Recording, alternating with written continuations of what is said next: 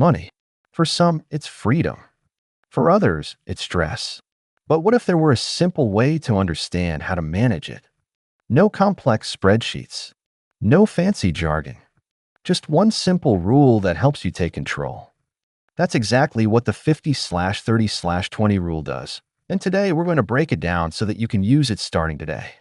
What is the 50/30/20 rule? So, what exactly is the 50/30/20 rule? It's a budgeting method that splits your income into three simple categories: 50% for needs, 30% for wants, 20% for savings and debt repayment. It's a framework, a guide, a tool that helps you build balance between living today and saving for tomorrow. And the best part, anyone can use it. Whether you make $1,000 a month or $10,000 a month, it scales to your lifestyle. Category 1, 50% for needs. Let's start with the first 50%, your needs. These are the essential expenses, the things you must pay to survive and function in everyday life. We're talking about rent or mortgage, utility bills like electricity, water, gas, groceries, basic transportation, gas, bus passes, car payments, insurance, health, auto, etc. Minimum debt payments.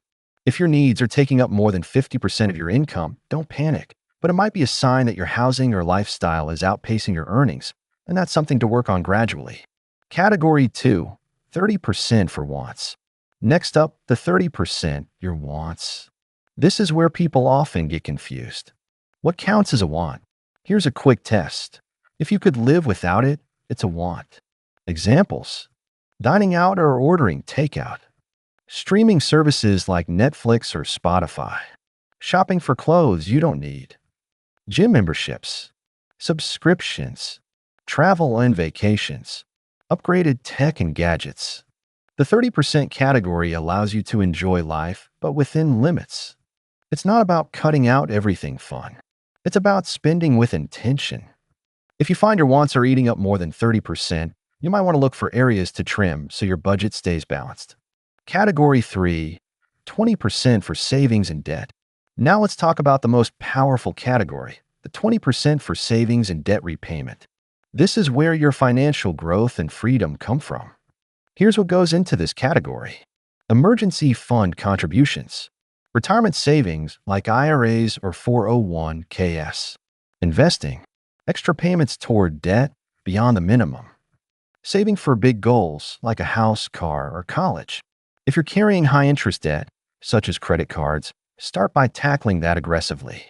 Once you're debt-free or in control of it, shift that 20% toward long-term savings and investing. Remember, the earlier you save and invest, the more your money can grow through compound interest. Let's see an example. Let's say you earn $3,000 per month after taxes. Here's how the 50/30/20 rule would break that down. 50% needs $1,500. 30% wants $900. 20% savings/debt $600. So your rent, groceries, and transportation should fit within that $1,500.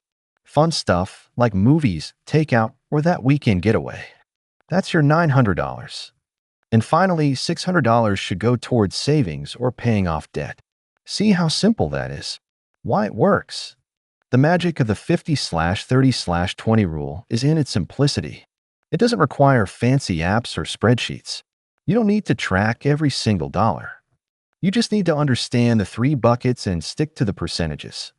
It builds discipline, but also leaves room for life, which makes it much easier to follow long term. What if my budget doesn't fit these percentages? Great question.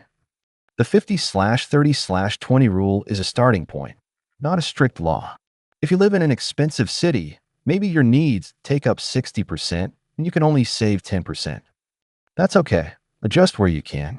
The goal is progress, not perfection. Use the framework to become more intentional.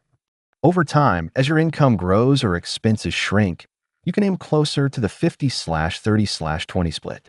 3 quick tips to make it work. Here are 3 quick tips to get started today. Track your spending for 1 month. Know where your money is going. Automate your savings, even if it's just $50 a month. Set it and forget it. Cut back on impulse spending, especially in the wants category. Start small, stay consistent, and adjust along the way. Final thoughts. Budgeting doesn't have to be overwhelming. The 50/30/20 rule gives you a simple, flexible plan to follow, and that's the key to success with money. It's about balance, meeting your needs, enjoying your life, and building your future. So, are you ready to take control of your money? Thanks for watching. And remember, your money should work for you, not the other way around.